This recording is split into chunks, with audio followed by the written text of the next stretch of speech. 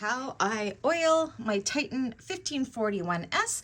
I check this about once a week or so. Again, I make bags every single day, like 5 to 6 bags a week. First thing you're going to want to do is remove, again, ignore the mess in my studio. These are kind of impromptu videos, but you're going to want to remove your knee lift. So go ahead and do that. Done. Now you're going to notice at the back here, there's this is what the machine is going to kind of be held by when you push this back. This is a heavy one. I gotta try to do this one-handed. Okay. And this is where you want to check your oil reservoir. So you want it to be in between the L and the H. My oil level is still okay. But if I needed to add oil, actually, you know what? I will top it up. I'm just going to go grab my oil and I'll show you how I top it. To this reservoir, you have to remove this little nubby thing here. And then I just take my oil bottle and I just squeeze in my oil. You can see my lines going up there. Sorry for the autofocus. When you get to the line, that is done. And what this does is it's going to feed the majority. It's going to keep all of this part oiled. And it also helps, you can see right here, that is a wick in there. So it's going to draw the oil from that into some of the wick system. But we are also going to be oiling some wicks. So then you put this thing back in. It can be a little bit tricky sometimes going in. I might need my other hand. So yeah, you just kind of stuff that in.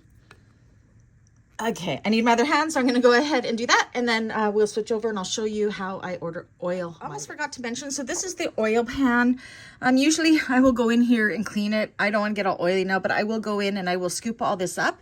You're going to see this little hole here, and that's where a lot of the excess oil will go.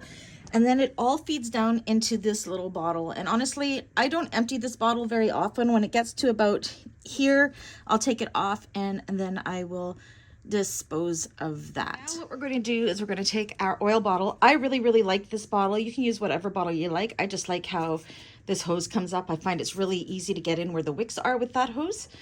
So you want to go along top. Again, ignore the dust. I really need to clean my machine. And in all these little red dots, you want to put in, I usually put in, I don't know, 4 or 5.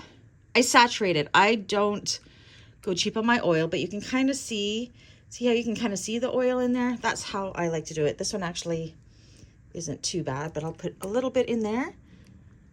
And then there's this right here is a wick, and it's actually looking quite dry. I'm going to put a bunch in there. I'm not sure if, oh, you can see there how it saturates and kind of goes a yellow color rather than the white color.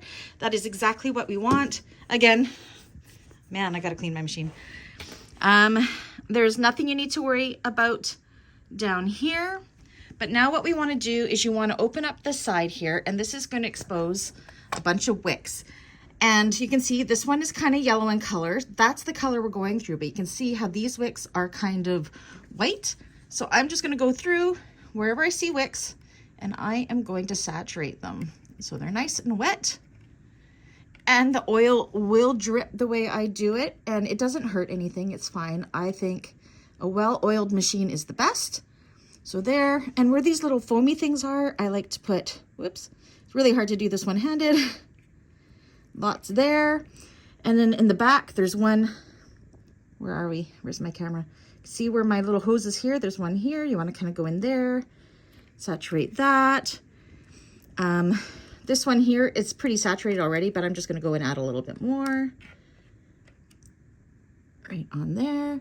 And then you can see this one down here, it's pretty white, so we're going to saturate that and catch it in the back here.